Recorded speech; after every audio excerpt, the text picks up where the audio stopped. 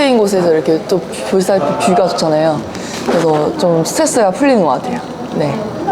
일단 조금 뭔가 한 2달? 진천에서부터 하면 또 조금 더 길긴 한데 이제 뭔가 쉴 틈 없이 계속 사람들이랑 지내다 보니까 좀 지친 것도 있고 사실 그래서 저 혼자 일본을 갔다 왔어요.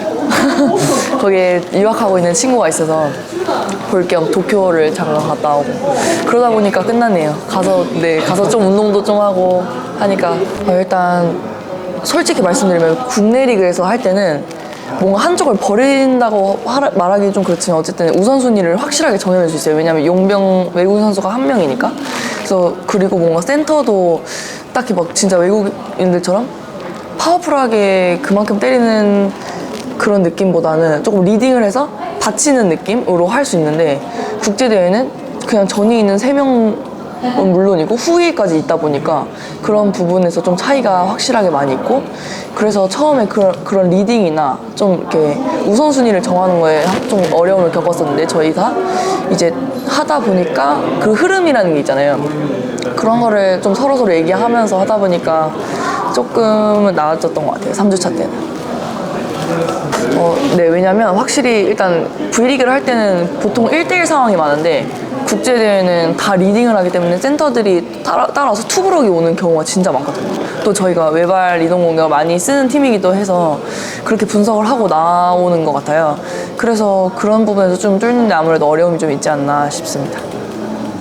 일단 가장 기억에 남는 경기는 아무래도 세트를 딴 뭐 독일이나 아니면 뭐 제가 뛴 경기만 말씀드리면 독일 아니면 이제 중국전이었는데 좀 피드백은 그냥 몇 게임 다 있었던 것 같아요. 그 하루 경기가 끝나고 그 다음 뭐 풀 영상을 돌려보면서 내일 게임에는 이렇게 해봐야지 그런 식으로 항상 조정을 해나갔었어요.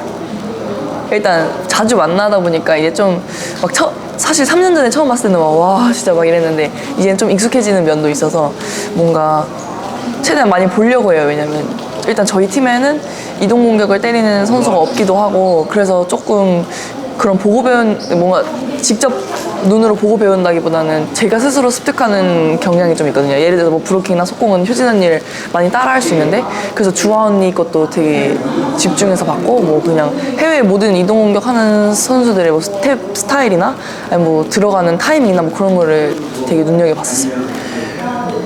사실 제가 2년차 때인가 그 루소 선수랑 처음 이렇게 뭔가 직접적으로 많은 시간을 교류하면서 그때 해외 진출에 대한 생각을 처음 했는데 뭐 영경 언니도 많이 옆에서 얘기를 해주기도 하고 근데 그냥 1년 1년 한 해 갈수록 더 생각이 깊어지는 건 사실이고요.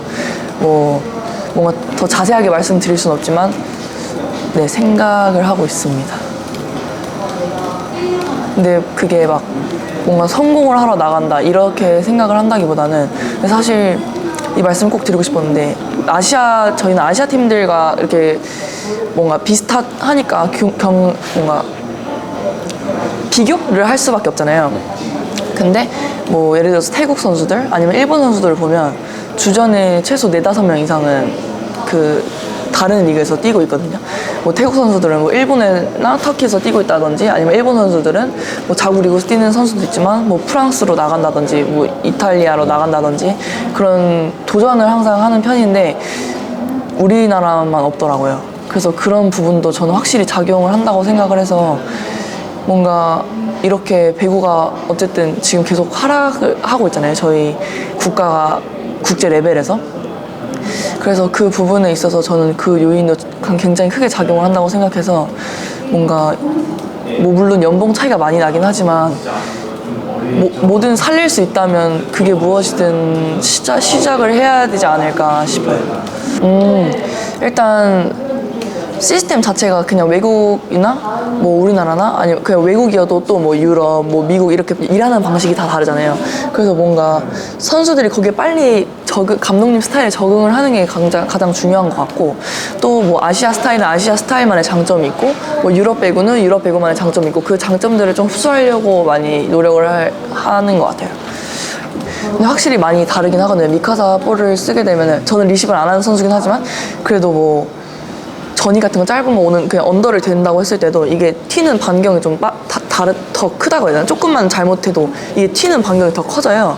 그래서 그런 부분에서도 다르고, 뭐 공격을 사실 브로킹 뭐 막는 입장이니까 상관없긴 한데, 공격도 처음에 하다 보면 뭔가 좀 힘이 스탑볼보다는 좀 덜 실린다던가 좀 그런 면이 있는데, 커브부터 이제 사용을 하니까 저희도 아무래도 그런 적응하는 시간이 줄어드는 게 조금 편리할 것 같고요. 선수들 개인 입장에서도. 그리고 이제 아까 말씀드렸다시피 뭔가 저희가 모두가 다 바뀌어야 되잖아요. 이제 살리기 위해서, 국제 경쟁력을 살리기 위해서. 그래서 이것도 하나의 첫 발이지 않을까라는 생각이 듭니다. 공인국 교체가. 그 사실 뭔가 근데 이제 국제대회를 계속 나갔다 오다 보면 이제 분위기도 많이 안 좋아져요. 왜냐면 선수의 자존감도 진짜 많이 떨어지고, 왜냐면 계속 선수는 이제 게임을 하면 이겨야지 그게 어느 정도 회복이 되는데, 진짜 계속 연패를 하다 보니까 자존감도 많이 떨어지고, 진짜 VNL이 특히 심하긴 한데 게임 수가 많다 보니까 마지막에는 진짜 좀 시체처럼 그냥 선수들이 다 무감정에 이른다고 해야 되나? 그 슬픔, 뭐 좌절 그걸 넘어서서 나중에는 진짜 그냥 뭔가 유체이탈된 것처럼 그런 식으로 다 다니거든요, 선수들이. 근데 이제 포기하지 않는 마음이 가장, 너무 뻔한 말이긴 한데 포기하지 않는 뭔가 의지가 가장 중요한 것 같고, 그 와중에도 저희 스타일을 좀 잡아가는 게 중요한 것 같아요. 뭐 예를 들어서 요즘 세계적인 추세가 다 빨라지고 있거든요. 뭔가 그런 스피드나 볼의 높이나 이런 것들이 다 빨라지고 있기 때문에, 하물며 이제 신체 조건이 좋은 팀들도 그렇게 빨라지면 사실 저희는 아무것도 경쟁을 할 수가 없거든요, 그 선수들이랑.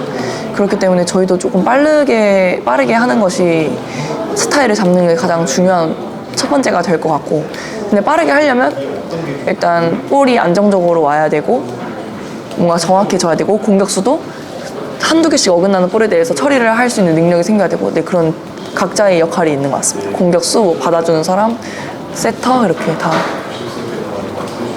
사실 3주차 때 기대를 정말 많이 했거든요. 저희 선수들 모두가, 대표팀 선수들.